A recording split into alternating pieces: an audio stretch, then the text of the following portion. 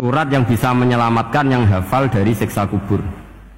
Pokoknya singkat cerita, ada orang itu fasik, mungkin ya layak disiksa. Pas sampai disiksa malaikat, surat Tabarok muncul menjelma sebagai seseorang. Kalau kamu menyiksa orang ini berarti nyiksa saya.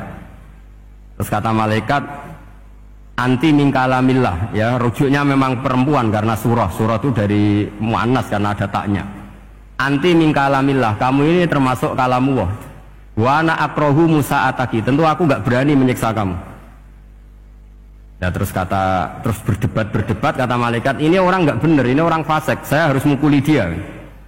Kata surat Tabarok, sak fasik-fasiknya aku itu nengati ini, kena nyiksa dekne nyiksa aku.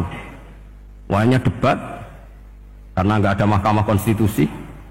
Terus walhasil terus malaikat bilang gini, ya sudah kita lapor kepada Allah Subhanahu Wa Taala. Lapor, akhirnya surat Tabarok ini cerita ke Allah, ya Allah, ini orang setiap kali datang ke saya dari sekian surat-surat yang ada di Quran, orang ini milih saya, yang dipelajari ya saya, yang dihafalkan juga saya. Ini kata surat Tabarok kepada Allah.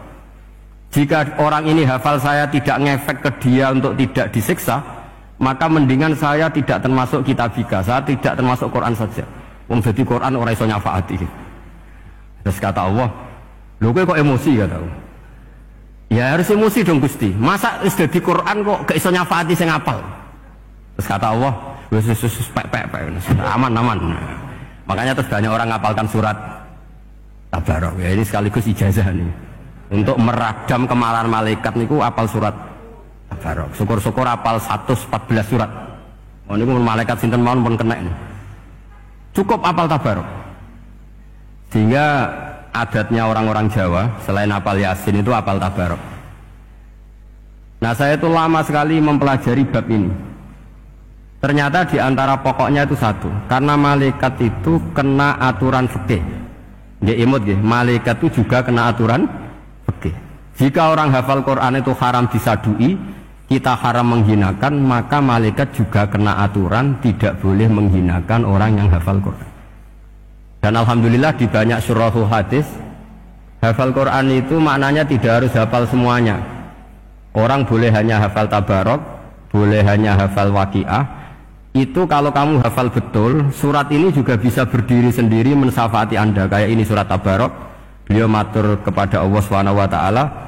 Redaksinya gini, inna fulanan amida ilayya min baini kitabika fata'allamani wa ta'alani. Jadi dari sekian surat yang ada di Quran, orang ini selalu milih saya ya Allah. Jadi gampangannya surat Tabarok, wong saya diprioritaskan orang ini kok saya dingin-dingin saja ketika mau jenengan siksa, ini enggak fair. Apa gunanya saya sebagai kalamullah, sebagai kalamuka ya Allah, kemudian tidak ngefek kepada orang ini. Akhirnya walhasil sama Allah surat Tabarok diberi hak syafaat. Makanya akhirnya semua ulama ijma yang bisa mensyafaati itu adalah satu Quran, dua Rasulullah SAW, ketiga orang-orang soleh dan seterusnya.